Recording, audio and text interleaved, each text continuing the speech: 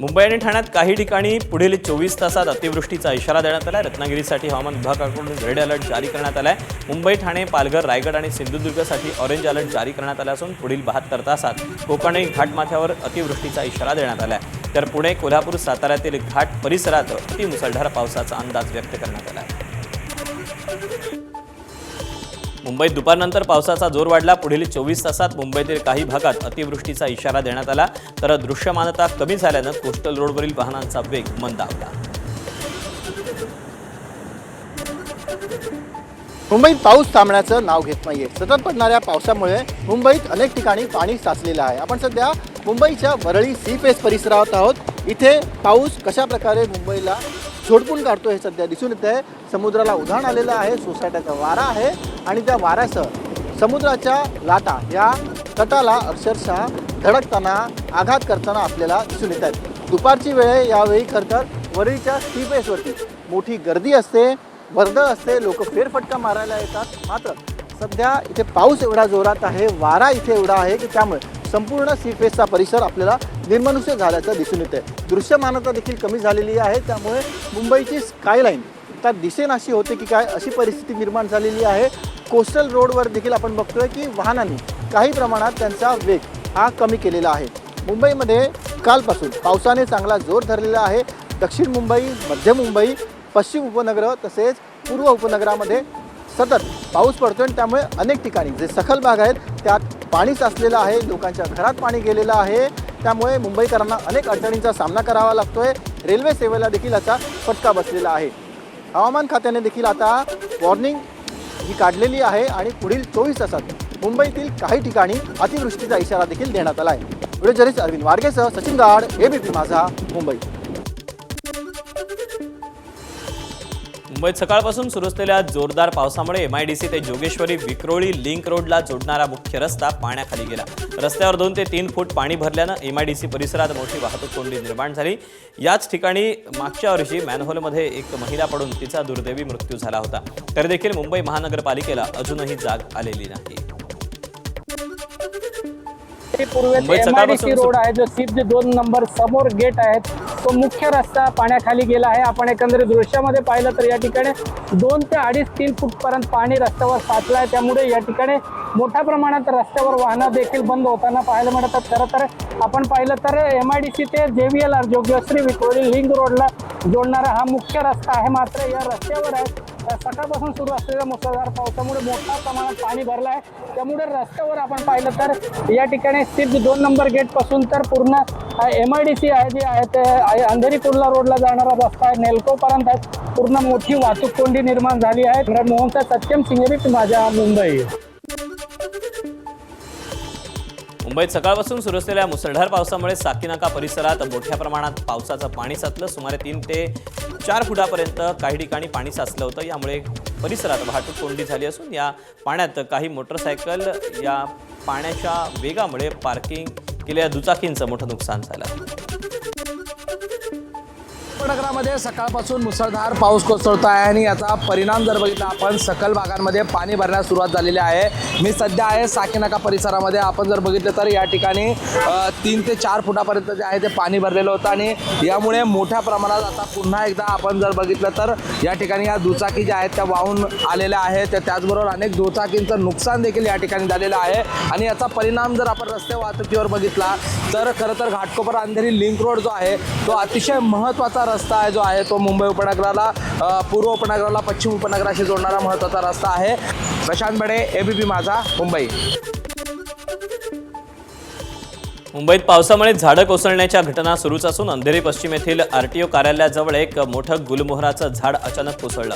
या घटनेमुळे परिसरात काही काळ वाहतूक विस्कळीत झाली। झाड रस्त्यावर कोसळल्यानं वाहनांची रांग लागली। मात्र सुदैवानं झाड कोसळत असताना त्याखाली कोणतंही वाहन किंवा पादचारी नसल्यानं कोणतीही जीवितहानी झाली नाही।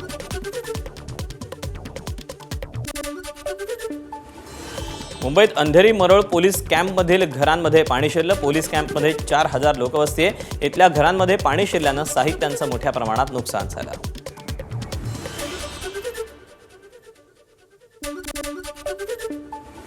मुंबईतील पश्चिम दुर्गती महामार्गावर जोगेश्वरीजवळ रस्त्यावर मोठ्या प्रमाणात पाणी भरलं. सकाळपासून सुरू असलेल्या पावसामुळे जोगेश्वरीतील SRPF कॅम्पसमोर रस्त्यावर 2 ते 3 फूट पाणी भरलं होतं.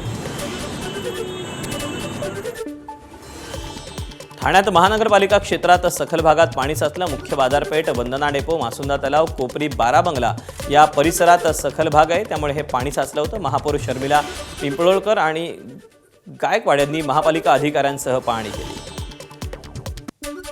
मुख्य बाजारपेठेत आणि सकाळपासूनच मुसळधार पाऊस या ठिकाणी बरसताना पाहायला मिळत आहे ठाण्यामध्ये. आणि ठाण्यातील जे सखोल भाग आहे त्या ठिकाणी अशा प्रकारे पाणी साचलेलं चित्र आपल्याला पाहायला मिळतंय. मुख्य बाजारपेठ असेल, वंदना टॉकीज असेल, मासुंदा तलाव असेल, विविध जे सखोल भाग आहे, वृंदावन सोसायटी आहे, या संपूर्ण परिसरामध्ये अशाच प्रकारे पाऊस बरसताना आपल्याला पाहायला मिळतोय. संपूर्ण ठिकाणी ठाणे महानगरपालिकेची टीम अलर्ट मोडवर आहे. महापौर सुद्धा या ठिकाणी दौरे देखील करतायत. कुर्ल्याच्या कादूपाडा रोड परिसरात 3 ते 3.5 फूट पाणी साचलं. पाणी साचल्यानं रहिवाशांचे हाल झाले. वाहतूक आणि दैनंदिन जनजीवन हे विस्कळीत झालं. पालघरच्या धुकटन इथे राहत्या घराची भिंत कोसळली. नारायण केशव काकरा यांच्या मालकीच्या राहत्या घराचा एक भाग पावसाच्या तडाख्यानं कोसळला. दुर्घटनेमुळे अन्नधान्य, कपडे आणि घरातील सर्व साहित्याचं नुकसान झालं. सुदैवानं घरातून सगळ्यांनी पळ काढल्यानं मोठी दुर्घटना टळली. मुसळधार पावसानं नालासोपारा जलमय झालं. सेंट्रल पार्क आणि तुळींज पूल परिसरात पाणी तुंबलं. नागरिकांना मोठ्या गैरसोयीचा सामना करावा लागला. रस्त्यांवर पाणी तुंबल्यानं वाहनांची गती मंदावली. अनेक ठिकाणी वाहतूक कोंडी निर्माण झाली. दुचाकी आणि चारचाकी वाहन चालकांना पाण्यातून मार्ग काढावा लागला. सध्या नालासोपारा पूर्वेकडील स्टेशन परिसरामध्ये आपण जर बघितलं तर या रस्त्याला संपूर्ण नदीचं स्वरूप प्राप्त झालं आणि अशीच अवस्था नालासोपारामध्ये नगीनदासपाडा, गालानगर, सेंट्रल पार्क, वसंतनगरी, वसईचं आणि विरारमधील चंदनसार रोड या ठिकाणी झालेली आहे. अशीच अवस्था दुपारनंतर पावसाचा जोर हा वाढताना या ठिकाणी दिसत आहे. त्यामुळे संपूर्ण रस्त्यावर पाणी झालेलं आहे आणि या पाण्यातून वाहनांना जाताना त्रास होत आहे. वाहतूक कोंडीचाही सामना येथे नागरिकांना करावा लागत आहे. तळकोकणाला पावसानं झोडपलं. जिल्ह्यात गेल्या 24 तासात 91 मिलीमीटर पावसाची नोंद झाली. सिंधुदुर्गात पावसाची संततधार सुरू असून समाधानकारक पाऊस झाल्यानं शेतीची कामं सुरू करण्यात आलेली आहेत. रायगडमध्ये मुसळधार पावसानं अनेक धरणांच्या पाणी पातळीत मोठी वाढ होती. पोलादपूरमधील रानबाजिरे धरण ओसंडून वाहत असून धरणाची पाणी पातळी वाढली. पोलादपूरसह महाड तालुक्यातील काही गावांना या धरणाच्या पिण्याच्या पाण्यासाठी वापर केला जातो. त्यामुळे नागरिकांची पाण्याची चिंता आता मिटली आहे. रायगड जिल्ह्यात मागील 4 दिवसांपासून सुरू असलेल्या मुसळधार पावसामुळे अनेक धरणांच्या पाणी पातळीत मोठी वाढ झाली आहे. रायगड जिल्ह्यामध्ये एकूण 28 धरणं आहेत आणि त्यामध्ये पाबरे आणि सुतारवाडी ही धरणं आहेत ती 100% भरलेली आहेत. मात्र काही धरणांमध्ये देखील 50%हून अधिक आता पाणीसाठा आहे तो जमा झालेला आहे. रायगड जिल्ह्याला आज रेड अलर्ट देण्यात आलाय आणि त्यामुळं अनेक भागांमध्ये हा पाऊस आहे तो बरसताना पाहायला मिळतोय. सध्या रानबाजिरे या धरणाची आपण दृश्य जर बघितली तर हा धरण देखील ओव्हरफ्लो वाहताना पाहायला मिळतोय. साधारणतः पोलादपूर आणि महाड या 2 तालुक्यांना या धरणातला पाणी पुरवठा आहे तो केला जातो. त्यामुळं आपण बघितलं तर आता पावसाची एकंदरीत सुरू असणारी बॅटिंग आणि त्यामुळं धरणात साठणारा पाणीसाठा यामुळं पाण्याची चिंता आहे ती देखील मिटलेली पाहायला मिळते. गणेश मापरळकर, ABP माझा, रायगड. दक्षिण रायगड नंतर आता रायगडच्या उत्तर भागातील कर्जत, खोपोली, खालापूर या भागात देखील पावसाची दमदार बॅटिंग सुरू आहे. आता शेतकरी वर्गाची चिंता यामुळे मिटली. जोरदार पाऊस झाल्यानं आता शेती कामांनाही वेग आला. नागपूरच्या वेधशाळेकडून विदर्भातील अकोला, अमरावती, बुलढाणा, गडचिरोली आणि चंद्रपूर या जिल्ह्यांना ऑरेंज अलर्ट देण्यात आला. नागपूर जिल्ह्याला पण पावसाचा ऑरेंज अलर्ट देण्यात आलेला असून नागपूरमध्ये आज दुपारनंतर रिमझिम पावसाला सुरुवात झाली. त्यामुळे उकाड्यापासून नागरिकांना दिलासा मिळाला. गोंदिया जिल्ह्यात रात्री झालेल्या जोरदार पावसामुळे खरीप हंगामातील पेरणीच्या कामांना वेग आला. अनेक भागात शेतकरी भात पेरणीत व्यस्त असून काही ठिकाणी पेरणी पूर्णही झाली. ज्या शेतकऱ्यांकडे सिंचनाची सोय आहे त्या शेतकऱ्यांनी आधीच पेरणी केली असल्यामुळे या पावसामुळे ते धान पिकाची लागवड करतात. मात्र ज्या शेतकऱ्यांकडे सिंचनाची सोय नव्हती ते शेतकरी रात्री आलेल्या पावसामुळे सुखावलेले असून आता आपल्या शेतात धान पिकाची पेरणी करताना पाहायला मिळालं. काल रात्री पाऊस आला आहे तर आम्ही पेरणी करत आहोत. खूप आला आहे आणि त्याच्यानंतर अशी आहे परमेश्वराला स्वइच्छा आमची की अजून जोरदार पाऊस येण्यात यावी आणि जोरदार फसल झाल्या पाहिजे. कितीतरी दिवस निघून गेले पण पाऊस येत नाही. आता पाऊस आला तर पेरणी करत आहे. रात्री खूप पाणी आलं आहे जोरात, म्हणून आज आम्ही पेरणी सुरुवात केलेली आहे. आणि उद्या अजून जेव्हा पाणी येईल आल्या पाहिजे अजून, हीच परमेश्वराला आमची विनंती आहे की आमची शेती जगो. अजून जोरदार पावसाची प्रतीक्षा आहे आम्हाला, हीच विनंती आहे परमेश्वराकडे. आमच्याकडे पाणी आलेलं आहे आणि पेरणीला सुरुवात केलेली आहे, पण अजून काही भागांमध्ये पाणी आलेलं नाही आहे. तिकडे पण पाणी येऊ आणि पेरणीला सुरुवात हो. बुलढाण्याच्या मेहकर तालुक्यात वाघदेव नदीला पूर आला, तर मोताळा तालुक्यातील नळगंगा नदीही दुथडी भरून वाहू लागली. अनेक ठिकाणी नदी नाल्यांना पूर आल्यानं जनजीवन विस्कळीत झालं. वाशिम जिल्ह्यात खरीप हंगामात 4 लाख हेक्टर क्षेत्रावर पीक पेरणीचं नियोजन कृषी विभागानं केलं.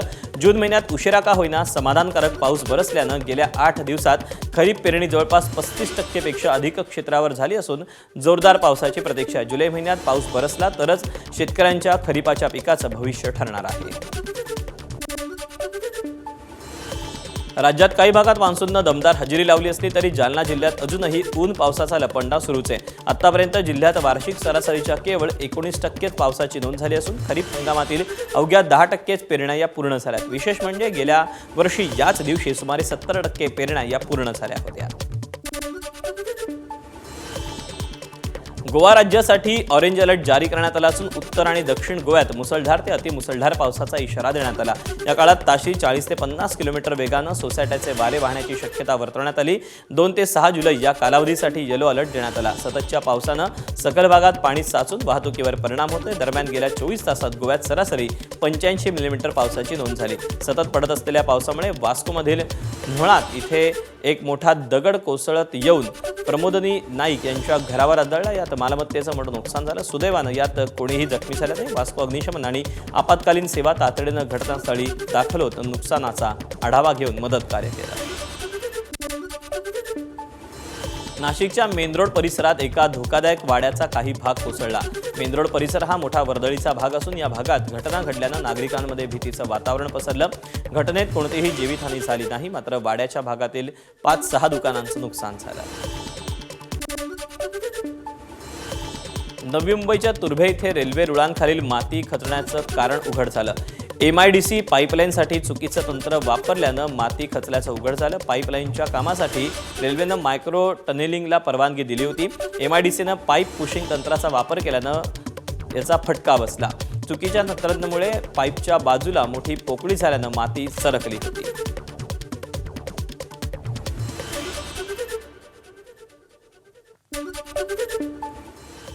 आज पुण्यात पावसामुळे शहरात अनेक भागात झाडं कोसळण्याच्या घटना घडल्या. यापैकी पुण्याच्या मध्यवर्ती आणि अत्यंत वर्दळीच्या बाजीराव रस्त्यावर एक मोठं झाड अचानक रस्त्याच्या मधोमध कोसळलं. या घटनेमुळे काही काळ वाहतुकीवर परिणाम झाला होता. घटनेचा CCTV व्हिडिओ हा समोर आलाय. झाड कोसळत असताना काही नागरिक अगदी त्याच्या जवळ उभे होते. झाड त्यांच्या अंगावर कोसळलं. सुदैवानं यात कुठली जीवितहानी झाली, मात्र हा थरकाप उडवणारा प्रसंग ठरला.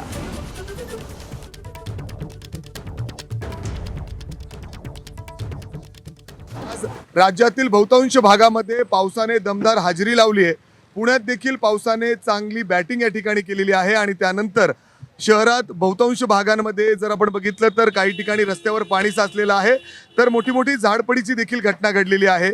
आता मी पुण्यातील बाजीराव रस्त्यावर आहे आणि इथं जर आपण बघितलं तर हे भलं मोठं झाड या ठिकाणी पडलेलं आहे. रस्त्याच्या मधोमध हा झाड या ठिकाणी पडलेला होता आणि आता महानगरपालिकेचे हे सगळे कामगार या ठिकाणी पोचलेत आणि झाड हटवण्याचा प्रयत्न या ठिकाणी सुरू आहे. मात्र त्याचवेळी अशीच घटना काल मुंबईमध्ये सुद्धा घडलेली होती. मुंबईमध्ये त्या ठिकाणी या झाडपडीमुळे त्या ठिकाणी एका चिमुकलीचं दुर्दैवी त्या ठिकाणी मृत्यू झालेला आहे. खरं तर अशा जे कमकुवत झालेले झाडं आहेत त्याचा प्रश्न सध्या ऐरणीवर आलेला आहे. खरं तर महानगरपालिकेची जबाबदारी आहे असे झाडांना त्या ठिकाणी जाऊन चेक करणं, त्याचे फांद्या असतील ते तोडणं. मात्र हे होताना दिसत नाही आणि त्यामुळं पहिल्याच पावसामध्ये अशा पद्धतीने मोठ्या मोठ्या झाडांच्या फांद्या असतील, झाडं असतील ते अशा पद्धतीने पडतायत. इथं जरी आपण बघितलं तर इथलं CCTV फुटेज सध्या स्क्रीनवर सुरू असेल. जर आपण बघितलं तर इथं देखील हे झाड पडत असताना इथं देखील 2 मुलं मुली या ठिकाणी उभ्या होत्या. त्यांच्या अंगावर हे झाड पडलेलं आहे. सुदैवाने इथं कुठलीही जीवितहानी झालेली नाही. मात्र अशाच घटना अनेक ठिकाणी घडत आहेत. याची जबाबदारी खरं तर पुणे महानगरपालिकेची आहे, तिथल्या महानगरपालिकेची आहे. त्यांनी अशा पद्धतीने झाडं जे पडत आहेत त्याला वेळीच कट करणं, छाटणं हे गरजेचं आहे. अन्यथा अनेक निष्पाप लोकांचा त्या ठिकाणी बळीसुद्धा जाऊ शकतो. मुंबईतल्या साकीनाका पाठोपाठ मरोळ मिलिटरी रोडवर देखील मोठं झाड कोसळून 4 वाहनांचं नुकसान झालं. दुपारी जोगेश्वरी परिसरातील सहकार रोड, यादवनगर येथील पॅरामाउंट इमारतीच्या प्रवेशद्वाराजवळ मोठा वृक्ष उन्मळून पडल्यानं 2 चारचाकी आणि 4 दुचाकींचं नुकसान झालं. या घटनेमध्ये कुठलीही जीवितहानी झाली नाही. दरम्यान पावसाळ्यापूर्वी धोकादायक वृक्षांची छाटणी न झाल्यामुळेच अशा घटना घडत असल्याचा आरोप नागरिकांनी केला. तसंच रस्ते आणि फुटपाथाच्या काँक्रिटीकरणामुळे वृक्षांची मुळं कमकुवत होत असल्यानं वृक्ष कोसळण्याचं प्रमाण वाढल्याचा दावा नागरिकांकडून करण्यात आला आहे.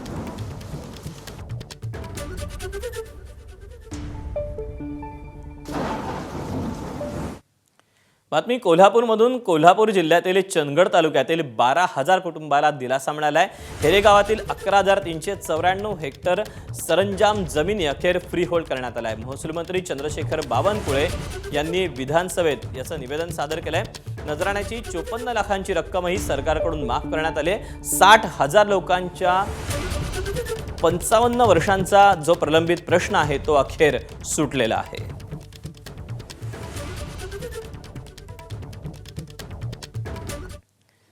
आणि यानंतर बातम्यांचा पुन्हा एकदा सुपरफास्ट आढावा. अयोध्येतल्या राममंदिरातल्या दानपेटीतल्या चोरी प्रकरणी एक्सक्लुझिव्ह माहिती एबीपी माझाच्या हाती लागली. दानपेटीतल्या चोरीची कबुली 7ही आरोपींनी दिली. काही आरोपींच्या घरातून रुपयांसोबतच डॉलर आणि दागदागिनेही जप्त करण्यात आले. विशेष म्हणजे पोलिसांच्या आधी ट्रस्टनंच आरोपींकडून चोरीच्या वस्तू ताब्यात घेतल्या. करुणेय पांडे या आरोपीकडून 18 लाख, अनुकल्पकडून 17 लाख तर लवकुश मिश्रा या आरोपीकडून 14 लाख रुपये जप्त करण्यात आले.